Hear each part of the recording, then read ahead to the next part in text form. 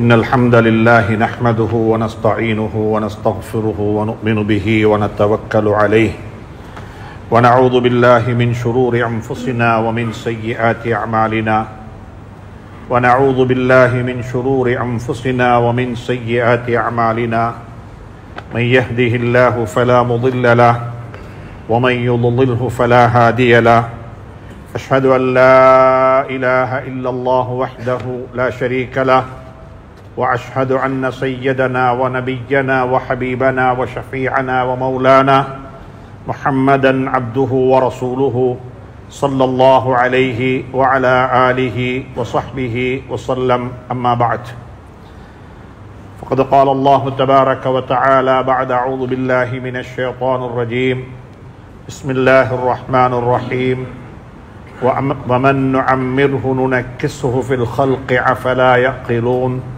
صدق الله العلي العظيم وقال النبي صلى الله عليه وسلم ما أكرم شاب شيخا لسنه إلا قيل الله له من يكرمه عند سنه أو كما قال عليهم الصلاة والسلام.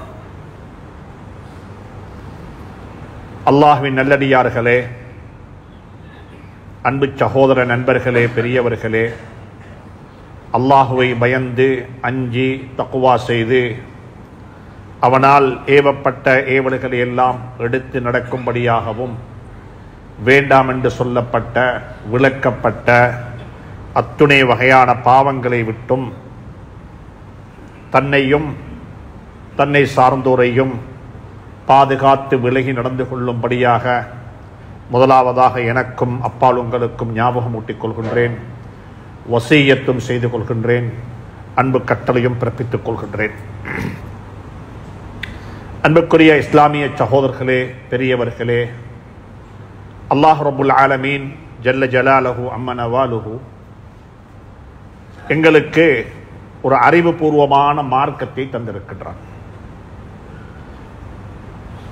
இந்த மார்க்கம், இந்த தீன், இந்த ஷரீஅத் அல்லாஹ் சுப்ஹானஹு தஆலா எங்களுக்கு தந்திருக்கக்கூடியது ஒரு அறிவுபூர்வமான மார்க்கம்.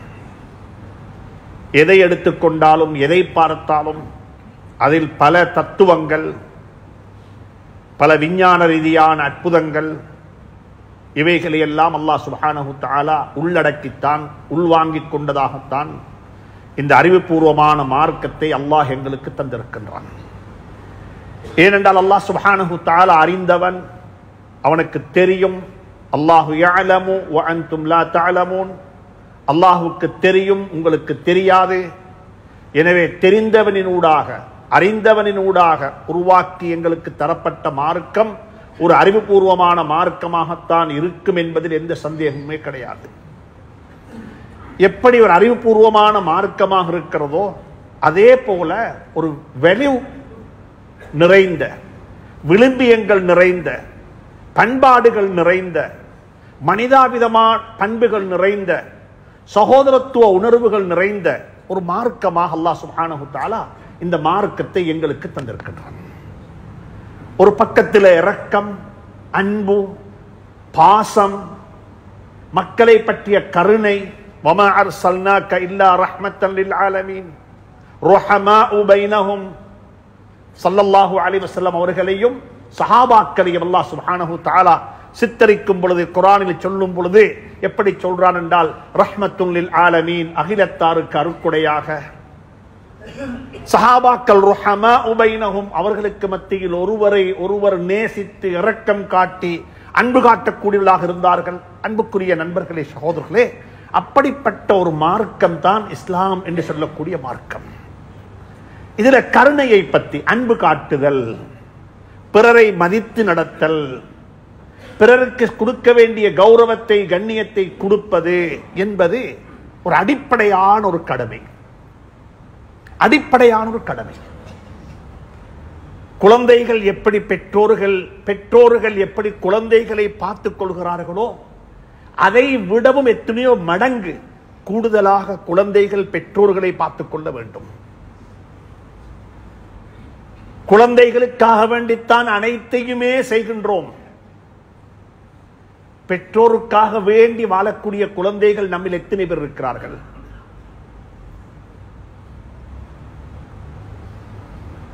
குழந்தைகளுக்காக வேண்டித்தான் நாம் அனைத்தையும் செய்கின்றோம். நம் அனைவரும் அதற்காக வேண்டித்தான் செய்து கொண்டே இருக்கின்றோம், அதற்காக வேண்டி உழைத்துக் கொண்டே இருக்கின்றோம்.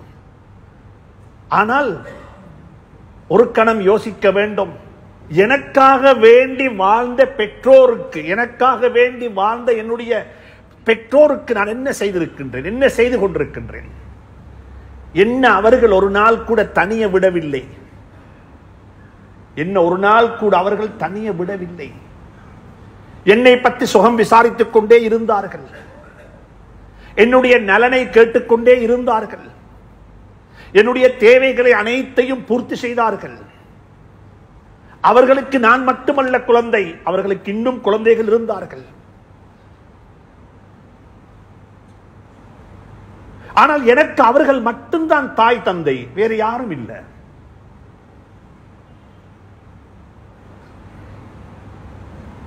அவர்களுக்கு என்னை தவிர இன்னும் எத்தனையோ குழந்தைகள் வீட்டுக்குள்ளே இருந்தார்கள். ஆனால் எங்களுக்கு, எனக்கு அவர்களை தவிர வேறு யாரும் பெற்றோர்களாக இல்லை. அன்புக்குரிய நண்பர்களே, சகோதரர்களே, இந்த காலம் ஒரு நாலேஜ் பேஸ்ட் சமூகமாக இருந்தாலும், இந்த காலத்தில் வாழக்கூடிய சமூகம் ஒரு நாலேஜ் பேஸ்ட் சமூகமாக இருந்தாலும், வேல்யூஸ் எங்க போய்விட்டது என்பது ஒரு கேள்விக்குறியாக இருக்கிறது. இந்த வேல்யூ பேஸ்ட் சமூகமாக நாங்க எப்ப மாறப்போறோம்? நாங்க எப்ப மாறப்போறோம்? எங்கள்கிட்ட எப்ப டிசிப்ளின் வரப்போகுது?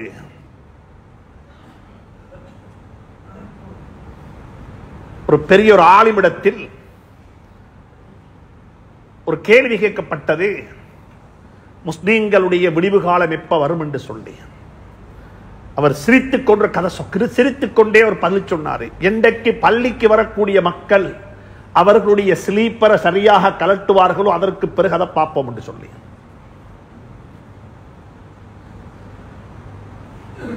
ஒரு பள்ளி வாசலுக்கு வரக்கூடியவர்களுடைய ஸ்லீப்பர்ஸ், அவர்கள் அணிந்து வரக்கூடிய பாதணிகள் எப்படி கலட்டப்படுகிறது, அதிலிருந்து எங்களுடைய ஆட்டிடியூட், எங்களுடைய பழக்க வழக்கம், எங்களுடைய குணங்கள், எங்களுடைய டிசிப்ளின் அங்கிருந்து வெளியாகிறது. ஸல்லல்லாஹு அலைஹி வஸல்லம் அதை கூட சொன்னார்கள், அதை கூட சொன்னார்கள். நீங்க பள்ளிக்கு வாரீங்க, ஜமாத்து நடந்து கொண்டிருக்குது, அப்பையும் அமைதியாகத்தான் வர வேண்டும், ஜமாத்தை பிடிக்கணும் என்று ஓடி வரக்கூடாது. இது ஹதீஸ், இது ஹதீஸ். பதட்டம், அவசரம், அடித்துக் கொண்டு வரணும், வாகனத்தை எவ்விடத்திலே போட்டுட்டு வரலாம், ஸ்லீப்பர்ஸ் எங்கட பாதனைகளை எவ்விடத்திலையும் எப்படியும் கழட்டி விட்டு வரலாம்.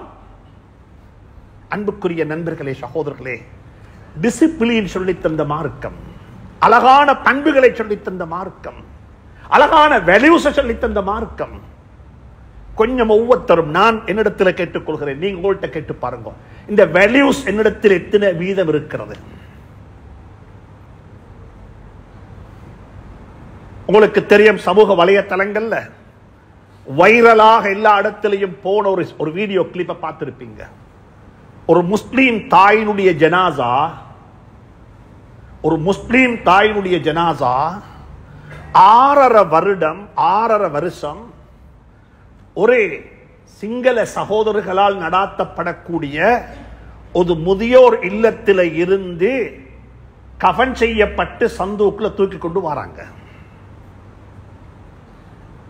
இந்த நாட்டில் 20 லட்சம் முஸ்லீம்கள் வாழ்றாங்க. நாங்க குர்ஆன், ஹதீஸ், மார்க்கம், இஸ்லாம் என்றெல்லாம் பேசுறோம். எங்கள்கிட்ட என்ன ஏற்பாடு இருக்குது இப்படிப்பட்ட முதியோர்களை அரவணைப்பதற்கு? என்னோட சமூகத்தில் இந்த எல்டர்ஸுக்கு என்ன கேயா, அவங்களை எங்க வச்சிருக்கிறோம்? இன்றைக்கு நான் உங்கள்கிட்ட பேசிக் கொண்டிருக்கிறேன், எனக்கு முதுமை இருக்கிறது, எனக்கு முதுமை இருக்கிறது.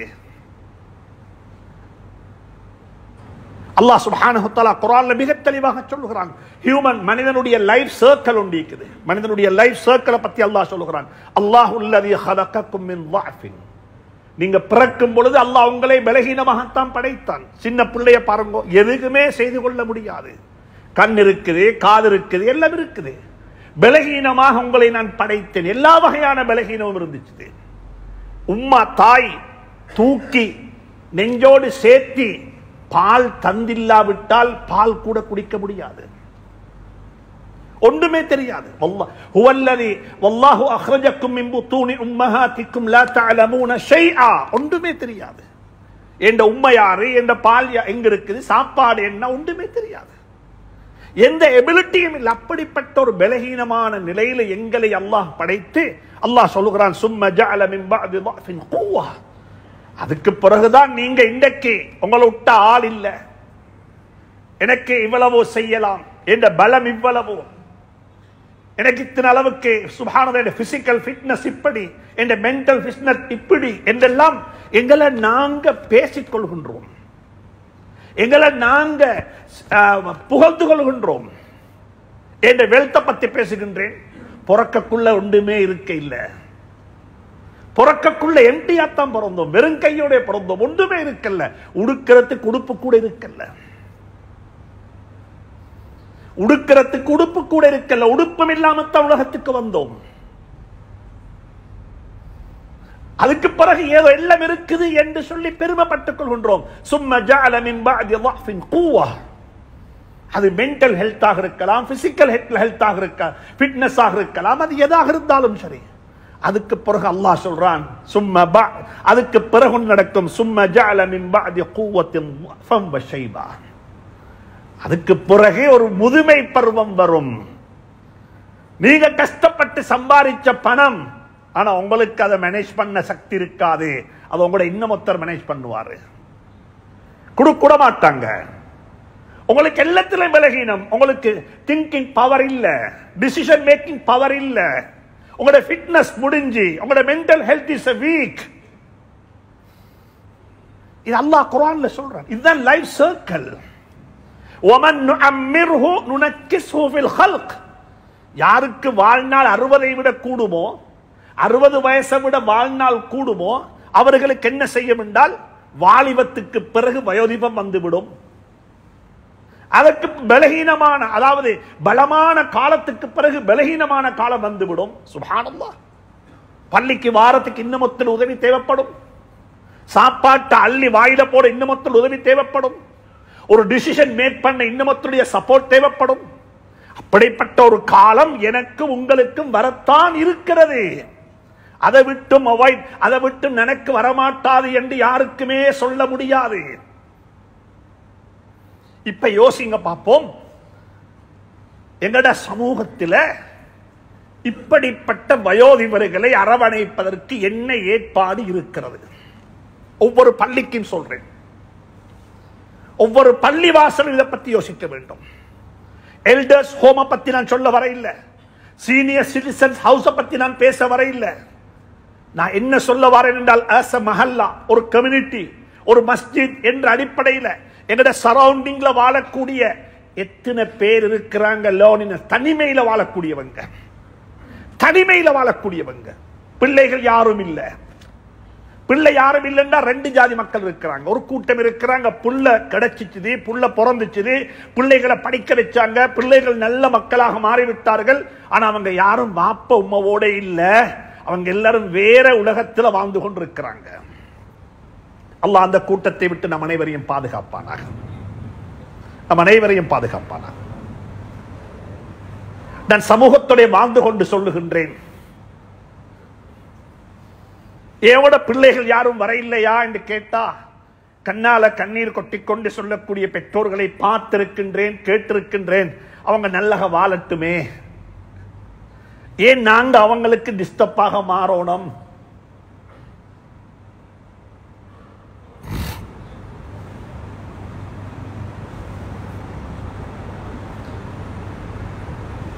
அப்படிப்பட்ட சந்தர்ப்பத்திலையும் பிள்ளைகளுக்காக வேண்டி நலவு நாடக்கூடிய பெற்றோர்கள் எங்களுக்கு மத்தியில் வாழுகிறார்கள்.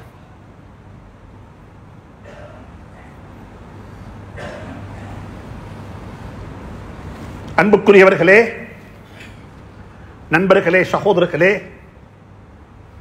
அவர்களுடைய சோக கதைகள் ஏராளம். ஒரு சமூகத்துக்கு அல்லாஹ் குழந்தை பாக்கியத்தை கொடுத்தான். ஆனால் அந்த குழந்தைகள் பெற்றோர்களை விட்டு விட்டார்கள். அவர்களுக்கு இருக்கிற மார்க்கம், அவர்களுக்கு இருக்கிற சட்டம், அவர்களுக்கு இருக்கிற கட்டளை, அவர்களுக்கு இருக்கிற வேதனை வேற என்பதை குர்ஆன் பேசி இருக்கிறது. அதை பத்தி நான் சொல்ல வரல இன்றைக்கு. இன்னும் ஒன்று இருக்குது, முதியோர்கள் அவர்களுக்கு திருமணம் முடிப்பதற்கு சந்தர்ப்பமே கிடைக்கவே இல்லை. அவர்களுக்கு திருமணம் முடிப்பதற்கு சந்தர்ப்பம் கிடைக்க இல்லை. திருமணம் முடிக்க இல்லைன்னா தனிச்சிட்டாங்க. இன்னும் ஒரு சாரர் இருக்கிறாங்க, திருமணத்தை முடித்தார்கள், நிக்காக செய்தார்கள், குழந்தை பாக்கியம் கிடைக்க இல்லை. நான் கேட்கிறேன், இப்படிப்பட்ட ஆதரவற்ற முதியோர்களுக்கு யார் பொறுப்பு? இப்படிப்பட்ட முதியோர்களுக்கு யார் பொறுப்பு? என்னுடைய சமூகத்தில் இஸ்லாம் நல்ல மார்க்கம், இஸ்லாமியர்கள் நல்லவர்கள் என்று இஸ்லாத்தை நம்பி குடும்பத்தை பகைத்துக் கொண்டு, குடும்பத்தை விட்டுவிட்டு, தொழிலை விட்டுவிட்டு இஸ்லாத்தில் வந்து சேர்ந்து கொள்றாங்க. அவங்களுக்கு தனிமை ஏற்படுகிறது. அவங்களுக்கு தனிமை ஏற்படுகிறது. அவர்களை அரவணைக்கிறதுக்கு, அவர்களை பார்க்கிறதுக்கு, அவர்களை சேர்க்கிறதுக்கு எங்களுடைய சமூகத்தில் ஏதாவது ஒரு ஏற்பாடு இருக்கிறதா? நான் அன்பாக சொல்லுகின்றேன், மஸ்ஜிது நபவியை நாங்க பின்பற்றுகின்றோம் என்றிருந்தால் ஒவ்வொரு பள்ளியிலையும் ஒரு சுஃபா இருக்க வேண்டும். அஸ்ஹாபு சுஃபாக்கள் மாதிரி. அஸ்ஹாபு சுஃபா என்று சொன்னா அவங்க நீங்க நினைச்ச வானம், அவங்க எல்லாரும் ஹதீஸுடைய கலையுடைய சஹாபாக்கள் என்று சொல்லி அவங்க யார் என்ற ஆதரவற்றவர்கள். அவங்களுக்கு குடும்பம் இருக்க இல்லை, அவங்களுக்கு குடும்பம் இல்லை, அவங்களோட ஃபேமிலியை விட்டுட்டு வந்துட்டாங்க, அவங்களை அரவணைக்க யாருமே இல்லை. பள்ளி அரவணைக்க வேண்டும், பள்ளி அரவணைக்க வேண்டும். பள்ளி வாயிலுடைய நிர்வாகத்துக்கு சொல்கிறேன், உங்கள்கிட்ட இருக்கிற ஸ்டாட்டிக்ஸ். எங்கட ஊர்ல இத்தனை பேர் இருக்கிறாங்க, எங்கட ஊர்ல இத்தனை பேர் இருக்கிறாங்க, ஆதரவற்றவர்கள், முதியோர்கள். அவர்களை மக்ரிபுக்கு பள்ளிக்கு கூட்டிக் கொண்டு வந்து அவர்களுக்கு சாப்பாடு கொடுத்து இஷாவுடைய தொழுகையை தொழுவதற்கு பிறகு அவர்களுக்கு தேவையான அரவணைப்பை செய்து அவர்களை வீடுகளுக்கு அனுப்பி வைப்பது, வீடுகளிலே கொண்டு போய் விட்டு விட்டு வருவது சமூகத்துடைய பொறுப்பு என்பதை கவனத்தில் கொள்ளுங்கள். ஏனென்றால் மனிதனுக்கு இருக்கிற ஆகப்பெரிய ஒரு நோய் தான் தனிமை, லானினன்ஸ். இன்றைக்கு எத்தனை பேர் அப்படி வாழ்றாங்க? அவங்கள பார்த்து யாரும் அஸ்ஸலாமு அலைக்கும் என்று சொல்லவும் இல்லை, அவங்க யாருக்கும் அஸ்ஸலாமு அலைக்கும் என்று சொல்றதுக்கு சந்தர்ப்பம் கிடைக்கவும் இல்லை. அப்படிப்பட்ட தனிமையில பெரிய ஒரு கூட்டம் வாழ்ந்து கொண்டிருக்கிறது. ஏனென்றால் இந்த நாட்டில் அந்த பிரச்சனை இன்னும் வேகமாக வரும். ஏனென்றால் பேர்த் வந்துட்டு பிறப்பு வீதம் ரொம்ப குறைவாக இருக்கிறது, முதியோர்கள் பெருகிக் கொண்டு போறாங்க. இது பெரிய ஒரு இஷ்யூ. இந்த இஷ்யூ, இந்த அஸ்ஹாபு சுஃபா என்று சொல்லி, திண்ணை தோல சஹாபாக்கள் என்று சொல்லி இருந்தவங்க யாருண்டா? வீடு இல்லாதவங்க, குடும்பம் இல்லாதவங்க, ஆதரவற்றவர்கள், தனிமையில வாழக்கூடியவர்கள், இஸ்லாத்தை நம்பி வந்தவர்கள். அவங்களுக்கு போறதுக்கு இடமில்லை. இலங்கை முஸ்லிம்களுடைய கலாச்சாரம் இதுல மிக மோசமான கலாச்சாரம். அப்படிப்பட்டவர்களுக்கு பொன் கொடுக்க மாட்டாங்க, அப்படிப்பட்டவர்களுக்கு திருமணம் செய்து வைக்க மாட்டாங்க, அப்படிப்பட்டவருடைய குடும்பத்துக்கு எங்களுடைய மக்களை கொடுக்க மாட்டார்கள். என்ற இஸ்லாத்துக்கு வந்தவர்கள் புதிய முஸ்லீம்கள் என்று சொல்லுவார்கள். எங்களுடைய கலாச்சாரம் நபியினுடைய காலத்தில் இருந்திருக்கும் என்றிருந்தால் சஹாபாக்களுக்கும் பொன் கிடைத்திருக்க மாட்டாது, சஹாபாக்களுக்கும் திருமணம் நடந்திருக்க மாட்டாது. ஏன் அவங்களும் இஸ்லாத்துக்கு வந்தவர்கள் தானே. மிக இரக்கமாக சொல்லுகின்றேன், மிக அன்பாக சொல்லுகின்றேன். இது ஒரு சமூக பணி, இது ஒரு சோசியல் ஒர்க். ஒவ்வொரு பள்ளியும் இந்த கணக்கெடுப்பு எடுக்க வேண்டும். எங்களோட ஊர்ல எத்தனை பேர் இருக்கிறாங்க முதியவர்கள்?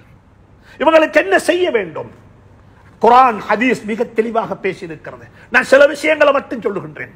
ஹதீஸ்ல வந்திருக்கக்கூடிய சில விஷயங்கள், முதியோர்கள் எப்படி கண்ணியப்படுத்தப்பட வேண்டும். ஹதீஸ்ல வந்திருக்க சொல்றாங்க ஸல்லல்லாஹு அலைஹி வஸல்லம், முதியோர்களை கண்டால் அவர்கள் சலாம் சொல்லுவதற்கு முன்னால் நீங்க தான் சலாம் சொல்ல வேண்டும். சலாத்தை கொண்டு அவர்களை வரவேறுங்கள். யுஸல்லிமு ஸகீரு அலல் கபீர் ஹதீஸ் இது. சிறுவர்கள், வயதுல சின்னவங்க பெரியவர்களுக்கு சலாம் சொல்ல வேண்டும். அது சின்ன தம்பி பெரிய நானக்கு. ஊர்ல இருக்கிற வாலிபர்கள் வயோதிபர்களுக்கு, குழந்தைகள் பெற்றோருக்கு, மாணவர்கள் ஆசிரியர்களுக்கு சலாம் சொல்லி அஸ்ஸலாமு அலைக்கும் வரஹ்மத்துல்லாஹி வபரகாத்துஹு மிக அன்பாக சொல்லுகின்றேன். அந்த சலாத்தையும் சும்மா சொல்ல வானம், அர்த்தத்தை விளங்கி சொல்லுங்க.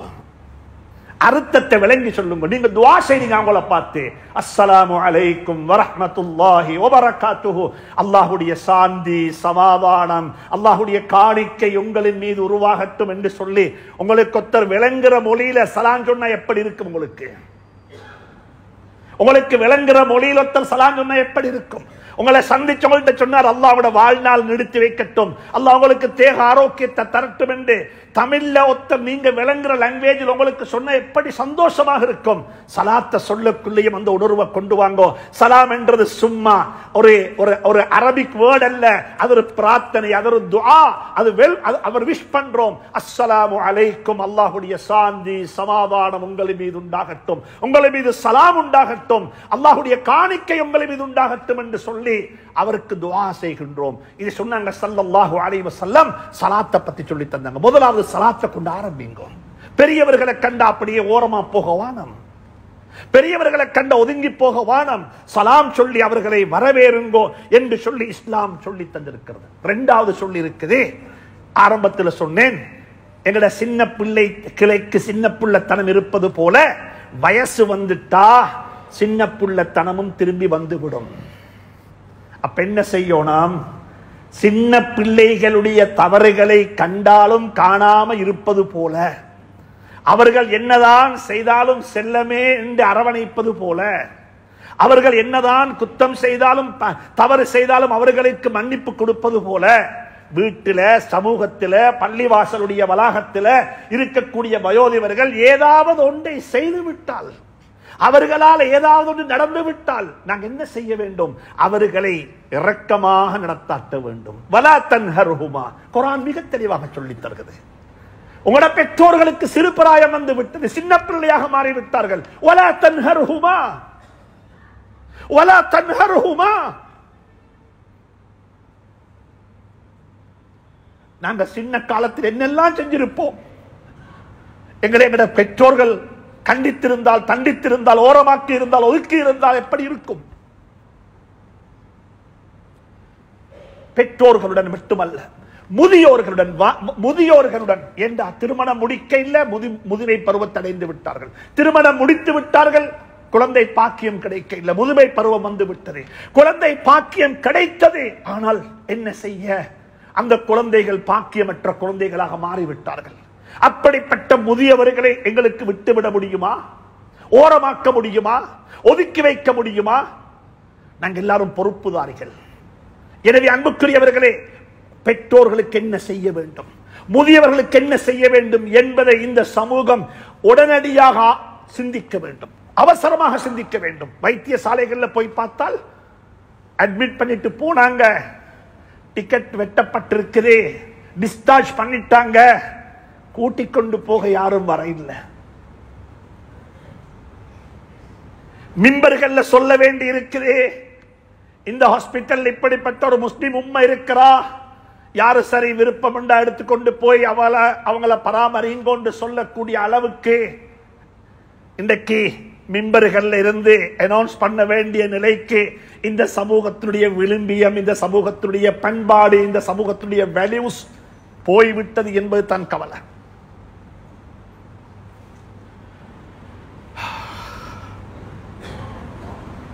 ஸல்லல்லாஹு அலைஹி வஸல்லம் ஒரு சமூகத்தை உருவாக்கினாங்க. எப்படிப்பட்ட சமூகம் என்றா, பெரியவர்கள் எப்படி தெரியுமா மதிச்சாங்க? ஒரு வரலாறு ஹதீஸ் சொல்ற கேளுங்க, புகாரில வரக்கூடிய ஹதீஸ். ஸல்லல்லாஹு அலைஹி வஸல்லம் எல்லா சஹாபாக்களையும் வைத்துக் கொண்டு ஒரு கேள்வி கேட்டாங்க. மரங்கள்ல ஒரு மரம் இருக்குது, அந்த மரம் மனிதனை போலன்னு சொன்னாங்க. இன்ன மினல் அஸ்ஜாரி ஷஜரத்தன் மஸலுஹு கமஸலில், அதாவது மரங்கள்ல ஒரு மரம் இருக்கிறது, அந்த மரத்துக்கு உதாரணம், அந்த மரம் யாரை போல என்றா ஒரு மனிதனை போலன்னு சொன்னாங்க. ஃபபக்கா அன்னாசு பில் பாதியா, அங்கிருந்து எல்லா மக்களும் மரங்கள் என்று சொல்லும் பொழுது காட்டில் உள்ள மரங்களை எல்லாம் பத்தி சிந்திக்க ஆரம்பிச்சாங்க. அந்த மரம், இந்த மரம், அந்த மரம், இந்த மரம், யாருமே சொல்ல இல்லை. ஒவ்வொருத்தர் ஒவ்வொரு ஜாதி மரத்தை சொன்னாங்க. ஸல்லல்லாஹு அலைஹி வஸல்லம் கடைசியாக சொன்னாங்க, இந்த மரமும் அல்ல, அது ஈச்சப்பழ மரம் என்று சொல்லி ஈச்சப்பழ மரத்தை சுட்டிக்காட்டினார்கள். ஏனென்றால் அந்த மரத்தினுடைய எதுவுமே வீணாகிறது இல்லை. இலையையும் பாவிக்கலாம், குச்சியையும் பாவிக்கலாம், கம்பையும் பாவிக்கலாம், பழத்தையும் பாவிக்கலாம், அதில் இருக்கிற முத்தாம கொட்டின பழத்தையும் பாவிக்கலாம். எதுவுமே வீணாகிறது இல்லை. அதில் இருக்கக்கூடிய அனைத்தும் பிரயோசனம் தரக்கூடியது. அதனால அந்த மரம், அந்த மனிதனுக்கு, ஒரு முஸ்லிமுக்கு உதாரணம் அந்த ஈச்சப்பழ மரம் என்று சொல்லி ஸல்லல்லாஹு அலைஹி வஸல்லம் சுட்டி காட்டினதுக்கு பிறகு ஹஜ்ரத் அப்துல்லாஹ் இப்னு உமர் ரலியல்லாஹு தஆலா அன்ஹு ஒரு 14-15 வயது நிரம்பிய வாலிபர் தன்னை வாப்பாட்ட சொன்னாரு, அது எனக்கு தெரியும் ஈச்சப்பழ மரம் தான் என்று சொல்லி, எனக்கு ஏற்கனவே தெரியும் அதுக்குரிய பதில் இது தான் என்று சொல்லி, ஆனா வயசுல மூத்தவர்கள் இருக்கிற சபையில நான் பதில் சொல்லுவது அவர்களை அவகௌரவப்படுத்தின மாதிரி இருக்குமே என்று ஒரு வேல்யூஸ சொல்லி தந்தாங்க. ஒரு வேல்யூஸ். இதுதான் ஸல்லல்லாஹு அலைஹி வஸல்லம் உருவாக்கின சமூகம். அப்ப உமர் ரலியல்லாஹு தஆலா சொன்னாங்க, மகனை பார்த்து, மகான் நீ அவடத்துல பதில் சொல்லி இருந்தா ஏண்ட மகன் என்ற பெருமை எனக்கு இன்னும் வந்திருக்குமேண்டாங்க. மகன் சொன்னாரு வாப்பாவை பார்த்து, என்னால் உங்களுக்கு பெருமை வருவதை விடவும் என்னால் ஒரு சமூகம் என்ன செய்யப்படக்கூடாது, தாழ்த்தப்படக்கூடாது. இந்த வேலையை செங்க. இன்றைக்கு 2 பேர் வந்தாங்க நபி ஸல்லல்லாஹு அலைஹி வஸல்லம் சபைக்கு. 2 பேர், 2 சஹாபாக்கள், ஒரு சமூகத்தை பத்தி பேசுறதுக்கு, ஒரு கம்யூனிட்டி இஷ்யூவை பத்தி பேசுறதுக்கு வந்தத்துல சின்ன சஹாபி பேச ஆரம்பிச்சிட்டாரு, சின்னவர் பேச ஆரம்பிச்சிட்டாரு. ஸல்லல்லாஹு அலைஹி வஸல்லம் அவரை நிறுத்தினார். நில்லு, கப்பிர் கப்பிர், பெரியால பேச விடு, பெரியால பேச விடு. சின்ன புள்ள பேசவானும், கொஞ்சம் அமைதியாக இருந்து கேளுங்க பெரியாக்கள் பேசுறத. எங்கட மார்க்கம் எங்களுக்கு சொல்லி தந்த வேல்யூஸ் இதுதான். கப்பிர் கப்பிர், பெரியவர்களை பேச வைங்க. அவர் பேசட்டுமே, ஏன் நீ பிரசன்ட் பண்ணுகின்றாய்?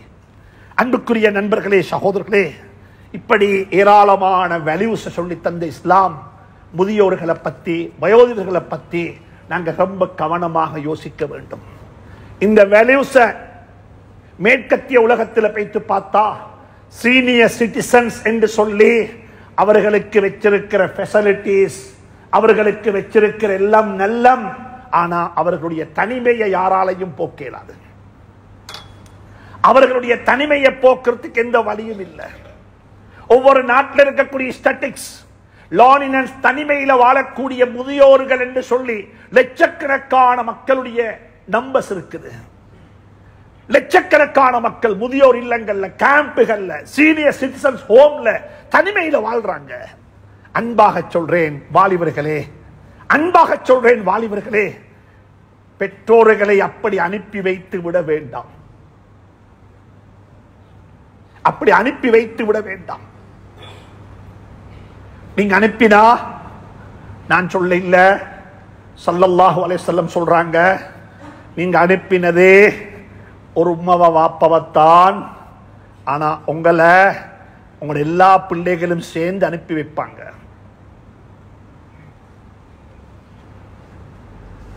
ஹதீஸ்ல வந்திருக்கு, ஸல்லல்லாஹு அலைஹி வஸல்லம் சொன்னாங்க, மா அக்ரம முஸ்லிமுன் மா அக்ரம ஷாபுன் ஷைஹன் லிஸின்னிஹி, எந்த ஒரு குழந்தை, எந்த ஒரு வாலிபன், யூத், ஒரு வயோதிபரை அவருடைய வயசுக்காக வேண்டி, இவர் வயசுல மூத்தவர் என்பதற்காக வேண்டி மட்டும் கண்ணியப்படுத்தினால், சங்கைப்படுத்தினால், மரியாதை செய்தால், அல்லாஹ் சுப்ஹானஹு தஆலா அந்த வாலிபனுடைய முதுமை பருவத்தில் அவனை கண்ணியப்படுத்த, சங்கைப்படுத்த அல்லாஹ் சுப்ஹானஹு தஆலா அவனுக்கு போதுமானவர்களை அல்லாஹ் உருவாக்குவான் என்று சொல்லி சொன்னாங்க ஸல்லல்லாஹு அலைஹி வஸல்லம்.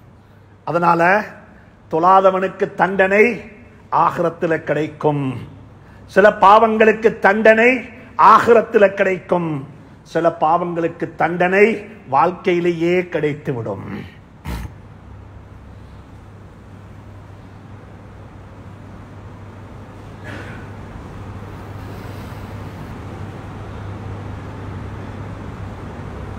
சொன்னாங்க, ஹதீஸ்கள்ல வந்திருக்குது.